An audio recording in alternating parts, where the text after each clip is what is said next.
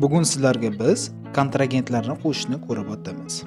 Va bunga biz nomenklatura va kontragentlarga kiramiz. Kirganimizda kontragentlar bo'linmasi ochiladi. Bu yerdan biz kontragentlarning guruhlari va kontragentlarni ko'rsak bo'ladi. Kontragent guruhlarida o'zi ochilgan, поставщики bu sizga olib kelib beruvchilar, покупатели sizdan oluvchilar.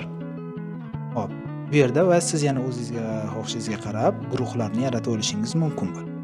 Va biz kontragentlar bo'linmasiga o'tamiz. O'tganimizda bu yerda yaratish tugmasini bossak, endi biz kontragentlar yaratamiz. Hop, yuridik maqomi bo'ladi ularni, jismoniy shaxs yoki yuridik shaxs. Jismoniy shaxs bo'ladigan bo'lsa, masalan, поставщикni tanlaymiz, bizga olib kelib beruvchilar nomi. Bozordagi biror yetkazib beruvchini siz bu yerga kiritsangiz bo'ladi. Jismoniy shaxs qilib. Masalan, Bahodir aka. Bular jismoniy shaxslar, sizga qanaqadir mahsulot olib kelib beruvchidirlar. Talabga binoan yana to'liq nomlarini yozsangiz bo'ladi, telefon raqamlarini va manzillarini o'zingizga как ma'lumot evaziga kiritib o'tsangiz bo'ladi.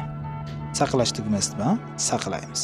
Endi esa jismoniy shaxs emas, endi yuridik shaxsni ham ko'rib o'tamiz. Yuridik shaxs qanaqa bu? Masalan, deylik, yuridik shaxsni ko'rib o'tamiz. Yuridik shaxs qanaqa bo'ladi?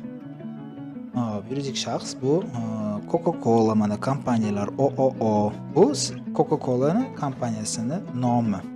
Bu yerda to'liq nomlari, telefonlari, manzil va shu kompaniyaga tegishli shaxsning rahbar ismi, familiyasi, MFO, bank nomlarini, ininalarini qo'shimcha ma'lumot qilib kiritib qo'ysangiz bo'ladi.